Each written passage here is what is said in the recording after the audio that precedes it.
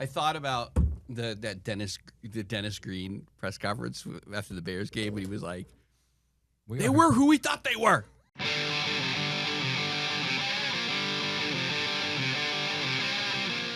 I'm Arizona Family political editor Dennis Welch. Dennis, fake news Welch. Try to tell the truth. And this is the Politics Unplugged podcast. Dennis, if you have a problem with substance abuse, I am more than willing to talk to you anytime you need.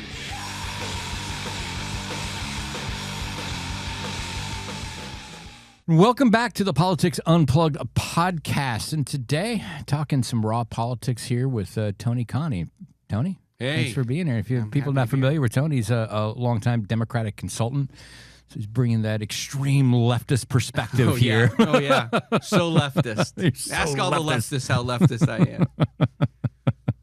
So, just talking some raw politics this week. A lot happening. Like, so much is happening. You got the president saying he wants Republicans to nationalize elections again. Some stuff at the legislature where they're tinkering around with the primary date. All sorts of stuff. But, I kind of wanted to start off with one of the more interesting stories I found this week, which was the former GOP chair, Gina Swoboda, filed a statement of interest to run for the Secretary of State's office. But that doesn't mean she's going to run for the Secretary of State's office, because she's also currently running for Congress in CD1, David Schweikert's old district. But basically, from what I'm hearing and what we're reading, she's waiting for Donald Trump's approval. Well, I'm really surprised about this because I didn't think that she would jump into that race. And I think she wouldn't have filed a statement of interest unless she got some sort of indication from the Trump people that she should. One of the side sort of elements of this is it shows how weak Senator Hoffman's connection to the Trump administration actually is, because he and the people at Turning Point are very much attacking Swoboda as she's a Democrat, she's all of these things, because they have a person that they want in these other races. And yet looks like she might be wanting to run for the Secretary of State's race, probably because the Trump people know that the guy that Hoffman has picked, Collin, doesn't have a chance, in my opinion, of winning that election. Yeah, and I'm surprised because I just don't think that she wants to do this. We'll see, but it shows two things, like the power of the Trump administration over Republicans, and also how disconnected the sort of most bombastic member of the legislature is from the wing of the party that he sort of, the leader of the party that he purports to sort of represent. Because Turning Point USA, they have backed Jay Feely, the former football kicker, right, in the congressional run, and they've backed Alexander Collin in the Secretary of State's race. So, I mean, no matter where she's going, she's going to also have to take on Turning Point USA. Yeah, for sure. They tried to take her on when it came to all aspects of her chairmanship too. Yeah. So they've had a problem with her. Whether it's because I've heard from Republicans, they want to kind of be in charge of everything. But yeah, I mean, she was a really successful chair. You would think that they would, we got our butts kicked while she was the chair of the party. And so which race do you think she has a better chance at winning the primary? Remember because as you well know, the primary voter is a very different voter. I think. Well, I think Collin is historically weak as a candidate. I don't think that he even necessarily has he doesn't have name recognition. He's not somebody that's known. He's a little bit awkward, right? I feel bad saying that. I mean, he's someone who is more comfortable sort of being a legislator. He's, that kind of stuff from what I've heard from people and from the one conversation I've had with him. And so I think she probably has a better chance of winning the primary there. And also, well, okay, I and a head-to-head, but depending on how many people run in both of these offices, I just don't know, because that's the other question. I think if nobody jumps into the Secretary of State's race, she probably would be the favorite to win. In the congressional race, the same thing. Just if you look at what happened in the primary for Democrats last time, they basically split the vote almost evenly, and then the person who won by not a ton of votes, and that's the same kind of thing I think is going to happen in that race again on both sides, with an open seat. Yeah, I mean, because Trump has endorsed both Swoboda and Jay Feely in the CD1 race. It seems to me if Feely has the Trump endorsement with Turning Point's backing, and Gina is not able to raise the kind of money she needs, that'd be a serious disadvantage in that primary. I don't know where Collins at, but he historically hasn't raised a whole lot of money in the Secretary of State's race. And it's always a challenge for these legislators to raise money in their first race unless they've raised the money in other ways, just because it's a different ballgame, right? But could it be a situation where, he could be? Is he well known? Maybe not amongst the general electorate, but maybe in the primaries, because here's a guy who's had connections with the Trump administration and their claims of voter fraud and things like that, and he runs a lot of pieces of legislation from the MAGA playbook. Yeah, that's a good point. I also, when Mark Finchem won that primary, I felt in the last cycle for Secretary of State, I felt like the Republicans didn't do a good job of taking him on, of attacking him for some of the things that are not liked by voters of both parties that he has done. Some of the conspiracy theories, some of his, his history, sort of misrepresenting his career as a police officer, where his personnel record said they would not rehire him, like little things like that. They didn't go after any of that stuff, which I thought they would do. And instead, they tried to defeat him by talking about that he once was in favor of changing the Electoral College. That was kind of the main push. And so, I think Swoboda's smarter than that. I think that she isn't afraid to sort of go after the candidates. And I think if she does, she has a chance to win. But if they run this sort of boring campaign, then I guess it could be, it could be him. But it's an interesting thing, because I think she might be able to bridge. She might be able, with the Trump endorsement, she would get. I'm assuming she get the Trump endorsement. That would help, and then I think she would be able to raise some more. Conservative more business Republican money in that race too. And you know how this played. She already got the endorsement in the CD1 race. She's running in the Secretary of State's races, Trump endorsed no matter what. Yeah, that's true. That's a good. Yeah, that's absolutely right. Yeah. So no matter what. But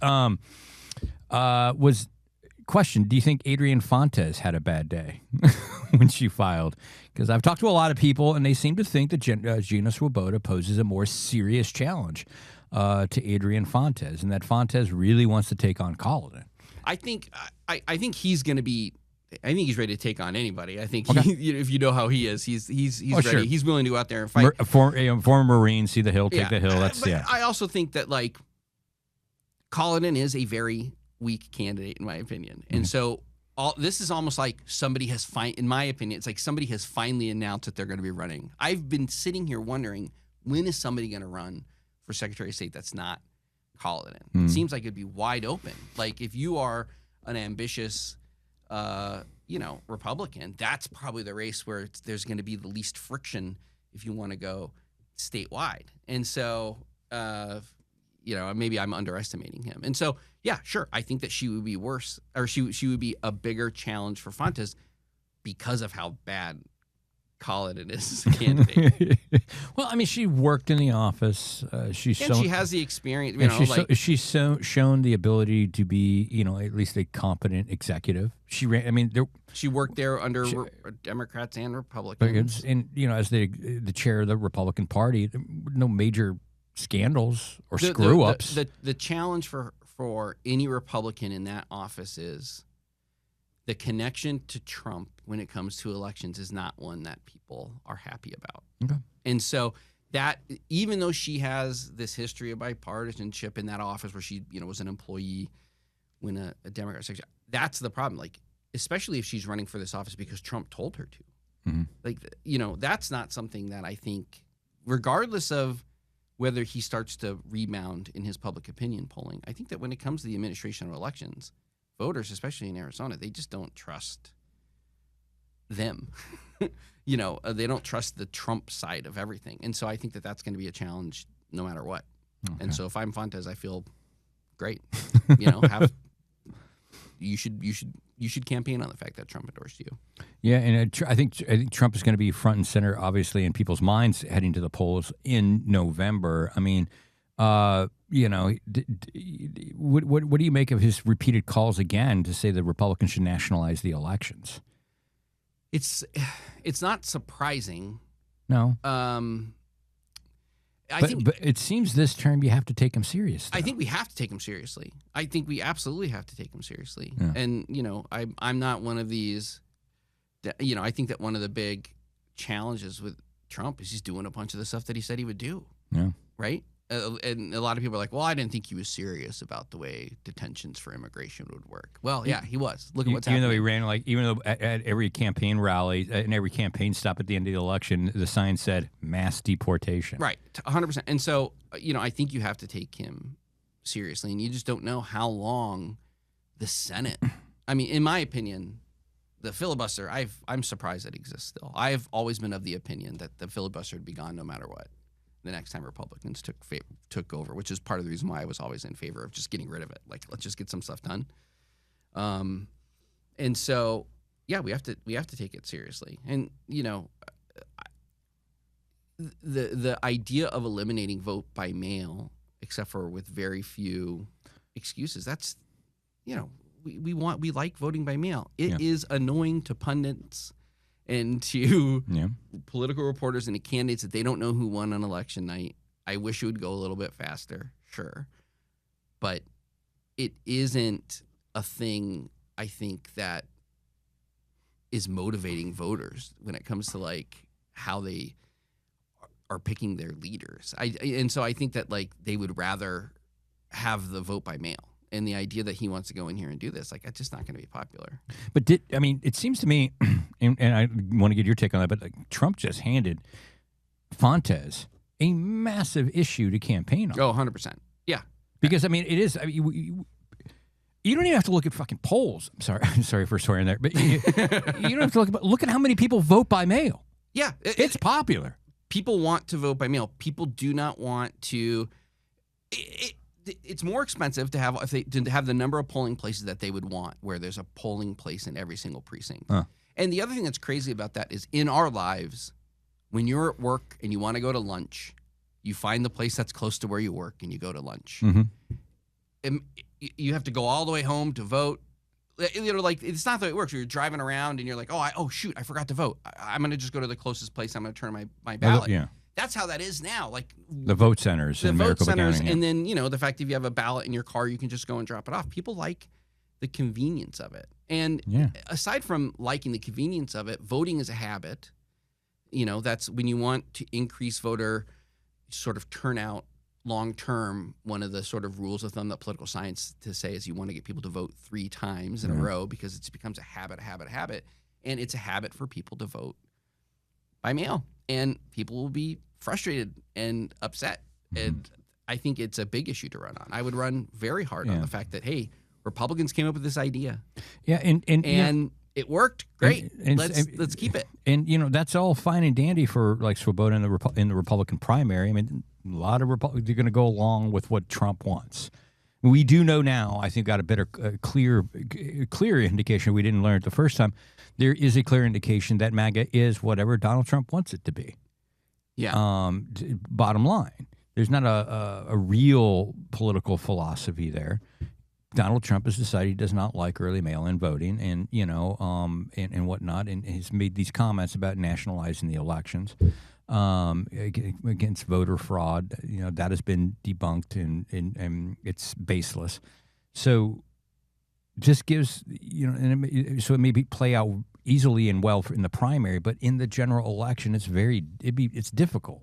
For Gina Swoboda or whoever comes out of that primary to run on a campaign about, like, let's say, let's get rid of early mail-in voting. Yeah. It becomes more and more difficult. The strategy would be to try and minimize it as a threat, and be like, well, no, I'm in favor of it. I want to have mail voting. Let's talk about something else, right? And the Secretary of State obviously does more than just elections, but that's all we talk about with it, and that's the sort of more Yeah, high stakes constitutional obligation of that office. Like we don't talk about the corporate filings that go on with the Secretary of State. Yeah, that's interesting. I've always thought that you really could make some waves in one of those races if you talked more about like financial disclosures and just the idea that people don't like politicians taking money. I mean, I don't understand. I don't understand why somebody at the Secretary of State's office, the technology is there. It's like the $1 million man. We have the money. We have the technology. How come you can't have instantaneous reporting for the campaign finance? I don't know, man. I mean, or like within 24 hours, like you take a donation or you file, you're constantly filing an update and stuff like that. It gets posted immediately. It's because the politicians don't want it. I mean, well, I know. It's almost a rhetorical question. If you look, one of the things, and not all Democrats agree with me on this. I think that at the very least, financial reporting for our state offices and our legislative offices should be quarterly. Mm-hmm. And they made the change in the legislature to make it so that the governor has to report quarterly. Well, the legislature still doesn't. So when you are elected into the legislature as a new member of the legislature, mm-hmm. we don't know who you're taking money from for an entire year. That whole year. And that's changed because now you have to file every year. Yeah, now you have to file every year. But still, you should know every quarter. Yeah. And part of it is it's like balancing your checkbook or whatever, mm-hmm. right? Or if you run a small business, like, running all the invoices and everything. If you wait till the end as a politician and you do it all at once, it's a real pain. And I think that's what a lot of them do. And that's part of the reason why they're like, no, it'd be such a pain in the neck if we had to do this every quarter. Yeah. Do it every quarter. I'm fine with like instantaneous reporting throughout the year. I mean, because that's why, lawmakers are barred from taking contributions from lobbyists during the legislative session. And you just don't know. Because you don't know.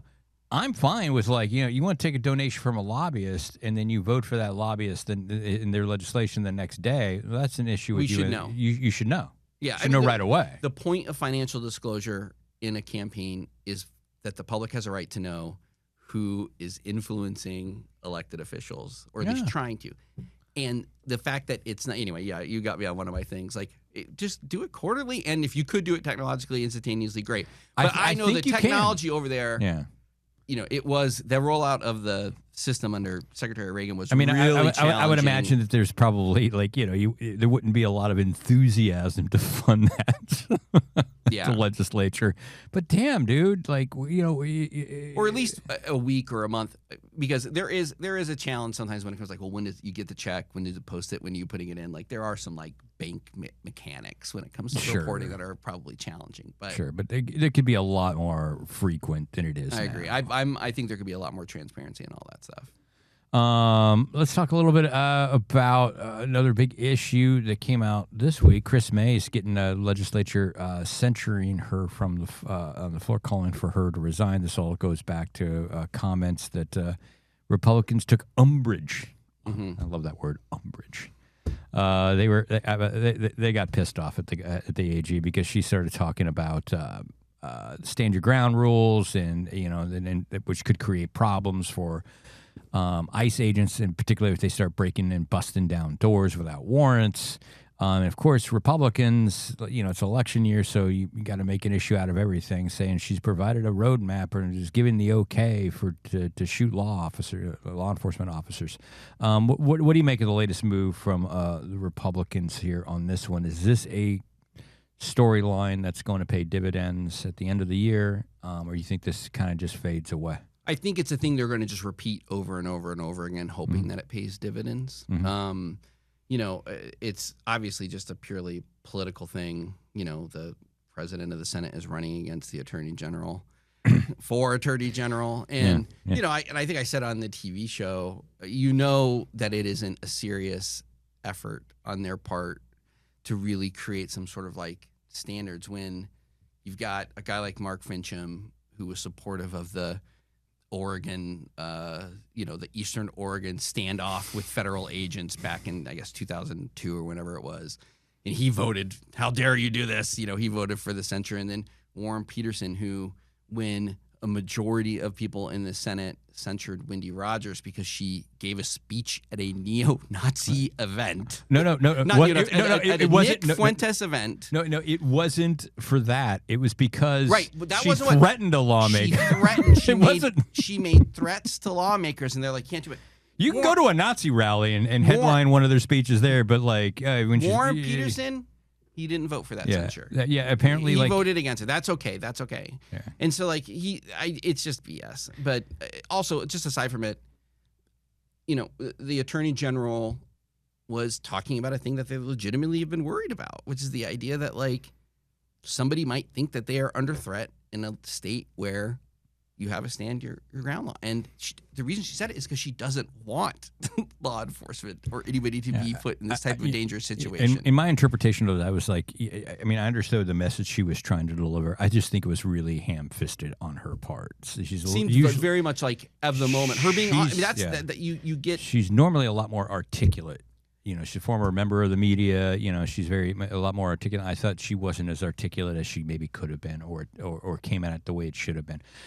Because I don't believe that someone like Chris Mays would encourage people to use stand. I just don't see that. That's not it. It seemed to me like, and knowing her a little bit, it seems a little bit like she was asked a hypothetical. She thought about it. She gave an answer. Yeah, and she wanted to give an answer because she wants. She's not one of these politicians that's afraid to answer questions when she's asked about them.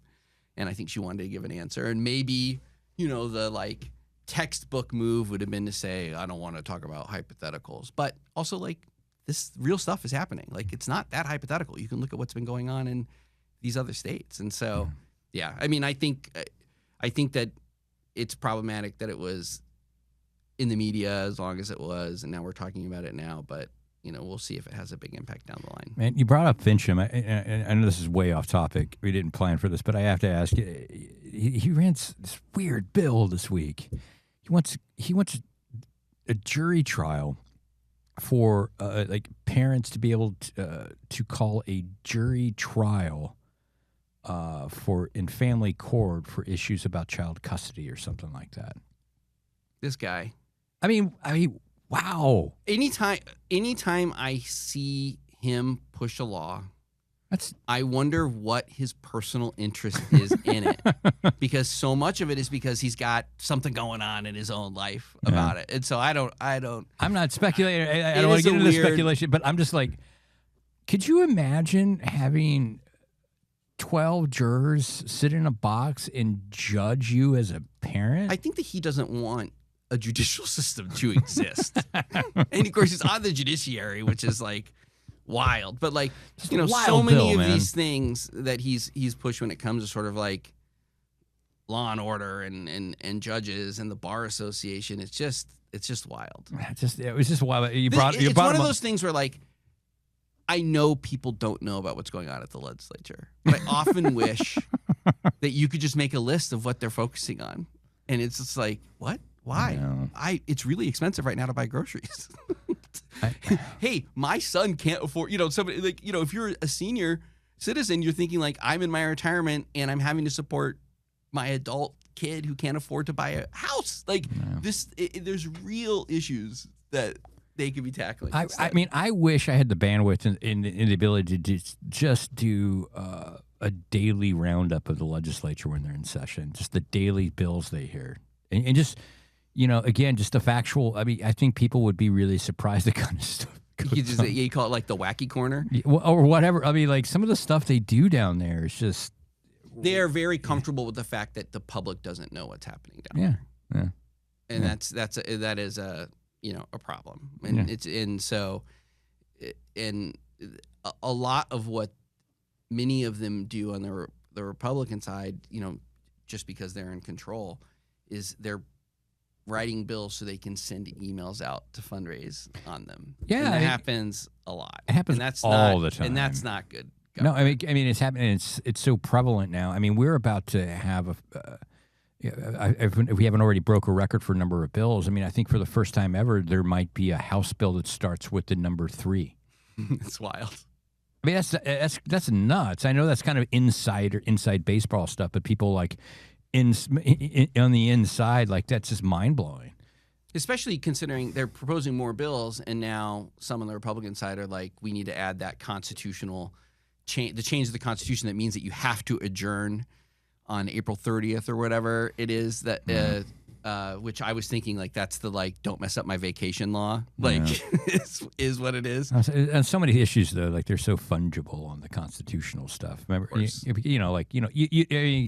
funny to remind people that higher education, university education should be quote nearly as free as possible here. Yeah, they don't care about that. Yeah. As possible, free as possible. Focus on that possible. As part. Possible. Oh God, but I don't know. Let's wrap up with Governor Hobbs. She rolled out a website this week reminding people of their rights when they encounter ICE. Obviously, Republicans took issue with that. Called it, I think, basically a half-baked idea or a political stunt and stuff like that. I just want to get your perspective. Do you think Hobbs is playing the immigration right politically? Meaning, has she done enough, or is she doing too much on this? Because we've seen Democratic governors across the country have a more robust response to ICE and the federal immigration enforcement operations.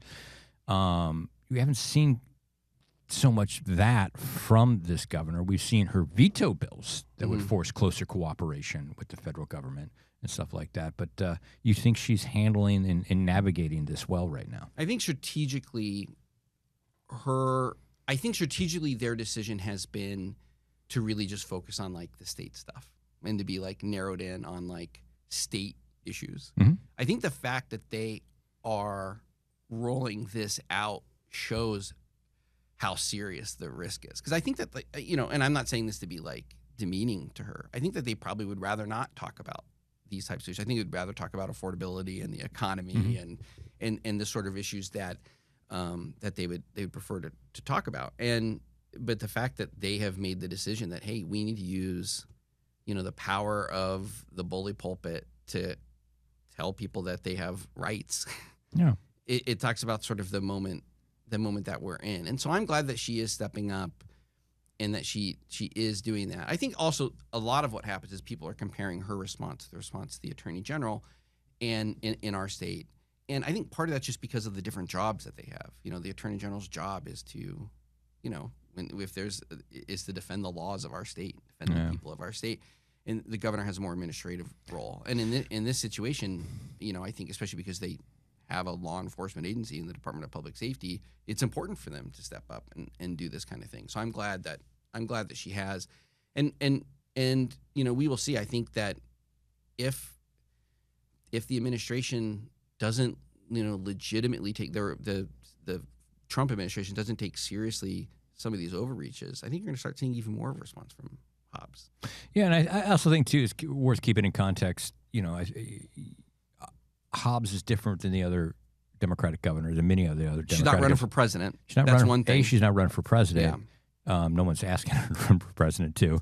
But there's also the voter registration advantage that Republicans own here. Yeah, and we've talked about that ad nauseum. If you're not familiar, it's over 300,000 at this point. Republicans have an advantage of over 300,000 in terms of registered voters.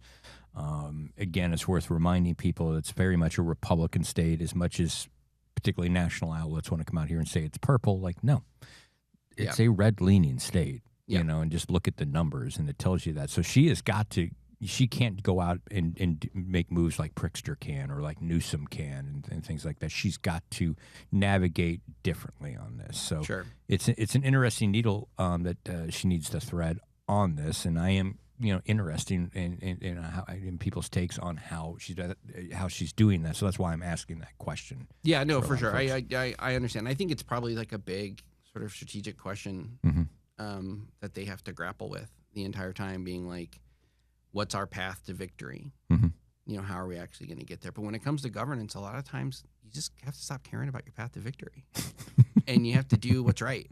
And if putting a web page out that tells people that they have constitutional rights is something that will hurt them in an election, do it. Who cares? But you have to. We're in a moment in our of history in our country where you just have to take a stand, and I'm glad that she did.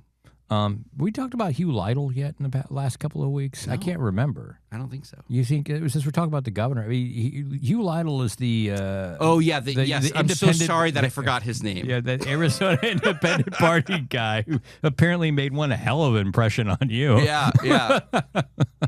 He's the Independent Party, not the Party of Independence or whatever that. The Arizona Independent Party. I mean, look. I mean, obviously, he didn't strike me as some like charismatic figure that's going to come in and just charm the voters. But he's probably going to have some money to run a campaign. Do you think he can creates a problem? I think because they obviously were concerned about this. The Hobbs admitted people were very concerned about it. And they actually tried to stop this from happening. I think that if you're a Democrat, you're going to win in Arizona statewide. It's going to be a thin margin, and you have to win. You have to build. You have to get your base to vote, and you have to get people to cross over, and you have to appeal to sort of the moderate middle in order to win. You have to, and so. When we won the presidential election, it was by less than 10,000 votes. She won by a bigger margin than that for governor. But so every single one of these things makes a difference. And so I think that when it comes down to it, though, I do not believe that voters in a governor's race in a midterm election will go to the polls and be like, I guess I'll go for the guy because it says independent. I don't think that's how it's going to work. But to be fair, I mean, is there the voter out there that's like, I don't like this Republican choice, this Republican candidate, and I just have not been happy with Katie Hobbs. Park my vote here in the middle with this independent guy. Yeah, and that's the same as person who probably wouldn't vote otherwise. And so mathematically, I don't think that makes that big of a difference. But you still have to take it seriously. And I think that like their strategy is they're going to just appeal and talk to voters. And people underestimated her run last time, and one of the things I kept saying is she's talking to the right voters. She's out there talking to the voters, like they're communicating them, with mail and digital, and they're out there. They knew who to target, and they're talking to them, and I think they'll do that again. And I just don't know whether or not this party is going to be as sophisticated in doing that instead of just trying to get a little bit of media to, hopefully pull people over.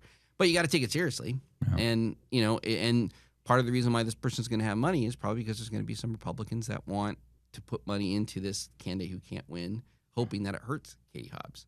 And so, it becomes a vessel that you can use to throw money to, maybe make attacks that are out of line or anything like this. So, so there's real threats with it. Absolutely. But I think that when it comes to sort of their posture in the campaign, it wouldn't make a big change for them.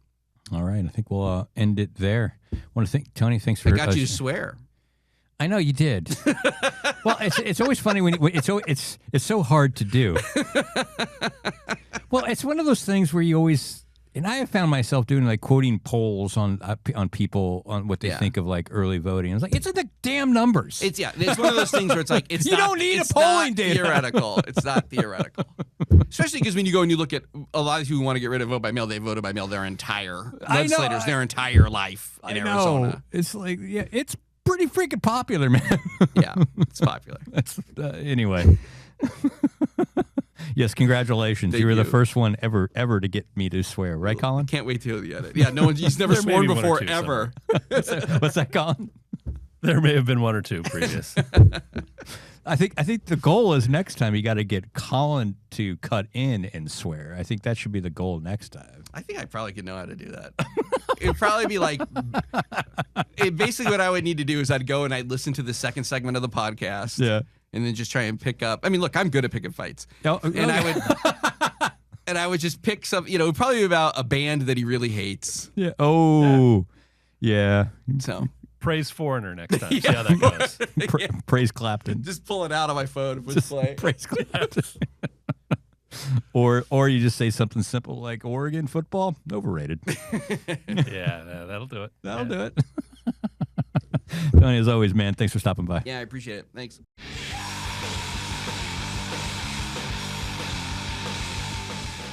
And welcome back to the second half of the Politics Unplugged podcast. Colin, Yeah. How the hell are you, man? I'm good. Good to be back. Yeah, Missed it's it good to last be. week. We missed you last week. Thank you. I missed you. Yeah. I wish I was here. I was not. Things people normally don't say about old Dennis. Hey, I No. missed you. Yeah. It's good to be back. We were just having you around, man. And we're bringing back. I thought we'd just start off by taking on some light issues here about the and I'm joking, of course, because President Trump, as we were recording on Friday morning, posted a video that can be seen only one way, which is racist. I don't know. Carolyn Levitt seems to think It is a racist video. Yes. Using a centuries-old trope. yes. Comparing African-American black people to apes. Yeah. And in this video, the black people that were being compared to apes happened to be Barack Obama and his wife. It's hard. I mean, if you're Carolyn Levitt, and you're with the administration, you can say it's not racist, but that doesn't mean that this wasn't racist. No, and they were getting Republican members of Congress and saying, people in the Senate, Tim Scott in the Senate, coming out and saying this is as racist as anything I've seen coming out of the administration, and they need to apologize. And I mean, let's be honest, that bar is pretty high. Mm-hmm. And they have not apologized, but the initial response was Levitt said it was silly. It's the whole point was that Trump is the king of the jungle, and that's the only message from the video, and anything anyone takes from it other than that was fake outrage. Mm. And then when that didn't really shut people up, then they took it down and said, oh, it was a staffer who made a mistake. I don't know if it was a staffer or not, but that's... so that calls into question all these late night. Because what time was that thing posted? It was in the middle of the night. Yeah. And so good to know that the staffers can post on Trump's name in the middle of the night. Yeah. I mean, because you got to remember, like, president's comments can start wars, move markets. Yeah. And it's good that staffers have access, staffers with this kind of judgment. Because, if you put something on there like that, you're not, I mean, if you're not aware of that racist trope, you don't belong to work in the White House. No. And I don't believe for a second that they weren't aware of that. No. You can't. It's impossible. I mean, taking it on face value that it was a staffer, which I'm highly skeptical of, but okay, say it's a staffer. It's probably pretty hard to figure out where the line is now. Yeah. I mean, we have. Then what are we reacting to then night after night with these posts? That calls into question a lot of things. Yes, but overall, the sort of racial tenor from the White House recently, they're using Nazi slogans to recruit for ICE, along with I believe fascist slogans from Spain under Franco. Mm-hmm. They are redoing the Medgar Evers monument to remove any mention of Medgar's being racist. He belonged to a certain organization. He was in the Klan. Yeah. He was a Klan. Yeah. I mean, it's this constant barrage of stuff. Like, if it's actually a staffer, I could get him looking at it and going, I mean, sure, it's racist as hell, but well, I mean. And remember, Trump used the racist birth certificate thing as his launching point into national politics. Yeah. I mean, I think, too, what's important in situations like this is you got to keep, I think context is important, right? Let's go back to the beginning of the Trump administration. Let's get in the Wayback Machine a year ago with the inauguration and that when Elon Musk did the Roman salute. Yes. Not a Sig Heil, it's the Roman salute, which is the exact same thing, but they did it to Mussolini. Yeah, but I talked to Republicans who really said, no, I don't think he was doing that. And I'm like, in and of itself, you can make the argument that he was not doing it, but when you put it in context with Elon Musk and where he was at that time, who he was retweeting, things he had posted out there, it was hard to see it any other way. I mean, yeah, it's one thing to be waving with a stiff arm and people go, oh, it's kind of funny. Yeah. It's another to pound your chest and stick the arm straight out, and then a few hours later go via satellite speak to German far-right group and tell them they need to reclaim their glorious heritage. I mean, he's not subtle about where he stands on these things. So to act like that wasn't what it was is sort of preposterous. As a son of a German immigrant, my mom's proud of her German heritage, but not all of it. Yeah. Yeah. Well, he's South African and very proud of Germans, the Germans' heritage in that regard. Yeah, but this is another situation, though. This will be in the news cycle, 24 hours.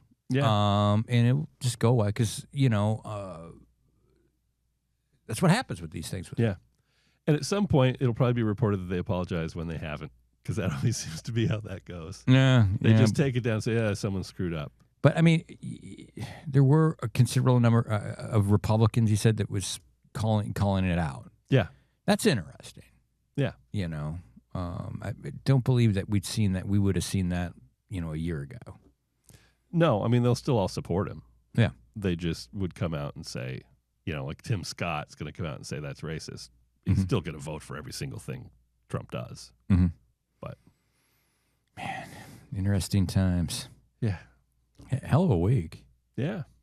But, take you behind the curtain here, like, hell of a week, man. A lot of news and being a couple of political guys didn't have a lot of hand in some of the big news this week. No, it was sort of strange because I do consumer stuff and I do politics, neither of which had a big role in the deluge of news and some very tragic, sad, very tragic stuff, very tragic, now. serious stuff. And some not so serious. Waste Management Open. I mean, we cover that pretty heavily. Yes. And so a week like this is pretty nightmarish for the managers in the newsroom who are trying to get people into all the right places because, we have a certain amount of equipment designed to go live and to cover things live and breaking.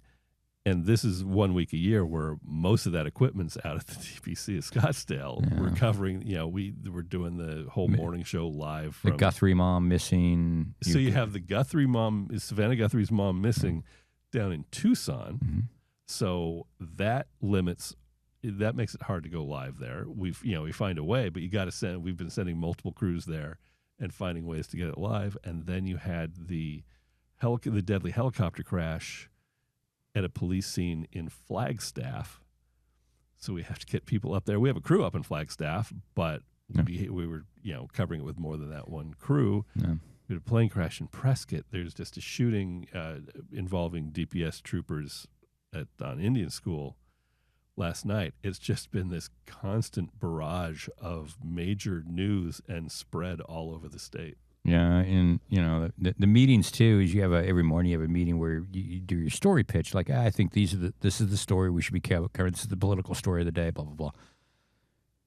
And you were there, I think you were there yesterday when I made the jokes. Like, after all these other story pitches, like that you mentioned, it's like, it reminded me of that old. I think it was Jimmy Stewart was on the Carson show years and years ago, and Carson asked Jimmy Stewart how he's doing, and Stewart says, Johnny, do you ever feel like the world's a tuxedo and you're just a pair of brown shoes? Yeah. And I just felt like a pair of brown shoes with all this, what are you going to pitch? Like, this is weird, wacky bill at the legislature. Yeah. Yeah. Where are you going to put that in between the missing mom or then, the helicopters dropping out of the sky? Like, It was just a hard week.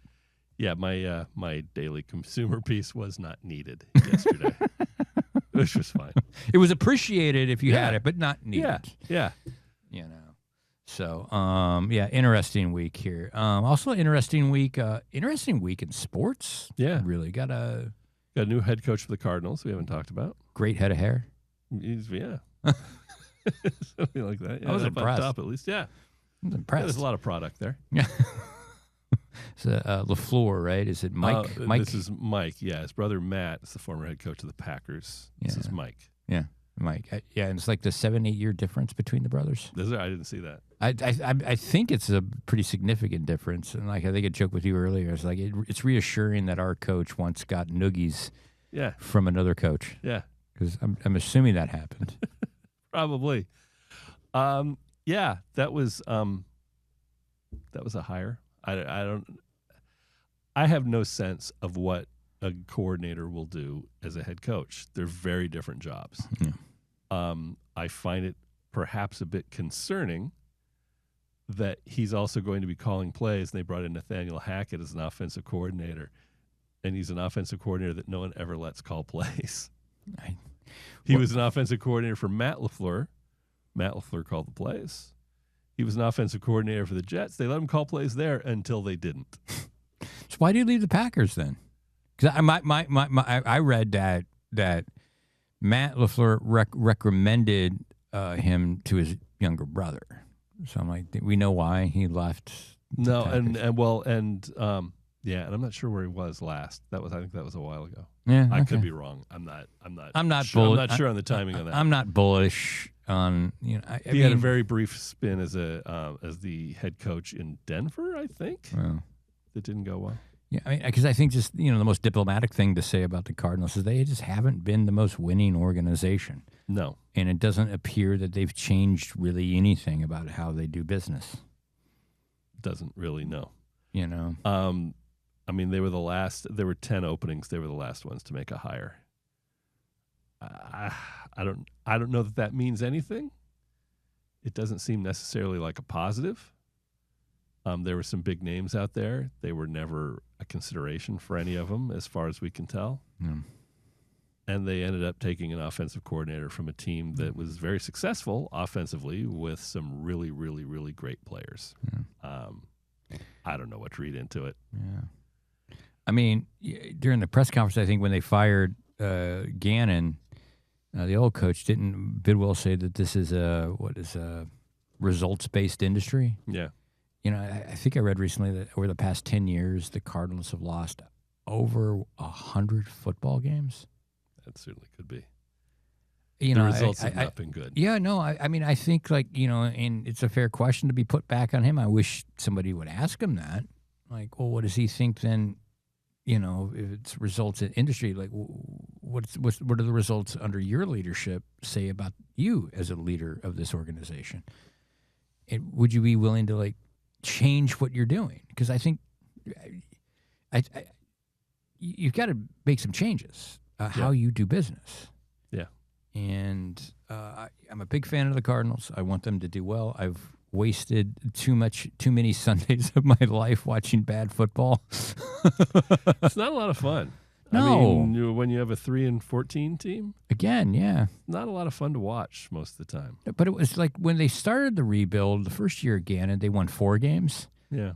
That was a fun year because there was no expectations there, and they were playing hard, and they were in every game. And there was a couple of upsets late in the game. I think they beat the Steelers and the Eagles. Yeah, okay, we're trending in the right direction. Yes, you had no reason to expect anything then, and now you watch them and think, you really ought to be better than this. Yeah, and then the second year, Gannon, they built on how they ended the first season, right? Yeah, and then at some point we were leading the West and a shot to win the division, and we were in the driver's seat, and then ended up just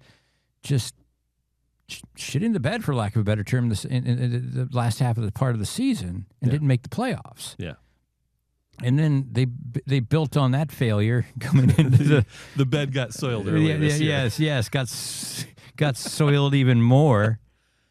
What happened? Yeah, I don't know. A lot of injuries, but it's not just that. They looked bad. They concluded that Kyler's not the answer. We don't know who the answer is going to be. Mm-hmm. They're not in a position to draft a quarterback of any note. Nope.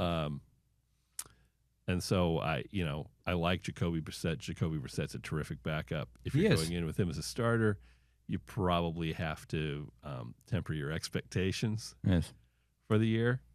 So I don't know. I mean, at least we're back to a spot where if they win, it's like, finding a $20 bill in the pants you wore a week ago. I think he just reminded people what that offense needed was somebody that could stand tall in the pocket, which Kyler is physically not able to do. No. Sorry, cheap shot. But also somebody who's willing to take a shot and stand up and step into the pocket. And because that offense, even though Brissett only won 1 game, looked markedly better under him than it did Kyler last year. Yeah. and I think there was a metaphor that can kind of sum up Brissett, it was in that Colts game. At the end, of that game, Cardinals were driving down and they were in the red zone, and they had somebody at the back of the end zone, and Brissett threw, and it could have won the game for them, but he missed the throw. Yeah. Not by a lot, but he still missed the throw. But enough that it cost him. But that's, I think, a metaphor for Brissett. He just doesn't have that in his in his DNA to make that throw. He raises the floor, I think. Yeah. He may not raise the ceiling all that much. No. Which, Cardinals been hanging around on the floor. So if you're raising the floor, that's or beneath. They're or like trying to crawl under the linoleum or something. I don't know, man. Yeah. Let's hope for a better year. It's you've got a first-time head coach, and the only reason people kind of knew his name is because his brother's famous. And they look to be just kind of like, can we steal everything from the Rams? Yeah. We don't know who the quarterback will be. At least some guys who are hurt should be back. Fingers crossed that Harrison can put together something. He's had flashes, but overall has not been what we expected. Well, and it's been like almost an either-or thing, because you got Wilson, the other receiver, who looks very capable. Yeah. He looks like he has the ability to be a number one receiver. If you could get both of them working at the same time instead of one or the other, I think that would be significant. That'd be great. I don't have a whole lot of time left, but you want to go over the loss of the Suns to the Golden State Warriors? It was a killer, man. Man, that was a bummer. In case you missed it, it was Thursday night. No. The Suns had a big lead on the Warriors, who were playing without Steph Curry. And the Suns were without Booker, I should add, and Green. Let the Warriors all the way back in. Suns had a final possession to go ahead and take it back, and Dylan Brooks took the ball, dribbled it out for about 20 seconds, and put up one of the ugliest three-point shots I've seen, and they lose. Yeah. It was one of the most... You could almost sense everyone in the city screaming at the TV simultaneously to do something. And I hate the pound the ball for 20 seconds in one spot and then try a hero shot. Yeah. It's something Booker does all the time that drives me nuts. It was something like, Barkley, Jordan could do. Yeah. If Steph Curry's doing it, it's different. You're probably feeling pretty good about the end result. That's not who Dylan Brooks is. And I know it might be blasphemous, but I don't think it's who Booker is either. No, it's not. That's who he thinks he is. It's look at me, I'm Kobe stuff. You're not Kobe. And half the time Kobe wasn't Kobe either. No. We admire Kobe for his willingness to take the shot despite the fact that he missed it all the time, because he had the Mamba mentality. Mamba mentality. Translated roughly as, this is probably stupid, but I'm going to do it anyway. See, that's why people come here, to get the straight stuff. Yes. But in the big picture, man, the Suns we're not at the All-Star break yet. The Suns have won more games than I thought they were going to win all year. More than DraftKings, who had their over-under at 30.1. Yeah. Or 30.5. I thought most of what they did in the offseason, a lot of what they did in the offseason was kind of dumb. The hires they made in the front office. Oh, yeah, and we're on record with a lot of that. Yeah, go back and listen to the old podcast. I'm sure we ragged on the hiring of the GM. I know we did, yeah. Who's laughing now? Well, I'm very happy I'm wrong. Yeah. I'm very happy they've been successful, but man, didn't see this coming on any number of levels. Yeah. All right, well, I guess we're running out of time there, so I think we're getting there. We'll wrap it up right now, or. Yeah. With that, the only other thing I gotta say is I hope the Diamondbacks signed Zach Gallen. Pitchers catchers report like in what, 4 or 5 days? Yeah. Yeah. Yeah, I need to get more into the Diamondbacks now, because I'm pretty much abandoning my Angels. You sound like me and the Cardinals. I am over them. Yeah. And they always suck me back in like Michael Corleone, right? Yeah. Yeah, no. It's not worth it with the Angels at this point. It's going to be a divorce, I think. All right. Well, we'll have to go to a game together this year. Yeah. All right. Till next week, man. Glad to have you back. Thanks. See you next week.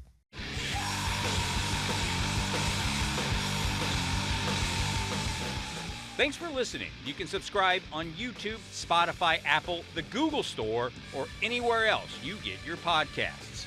See you next time.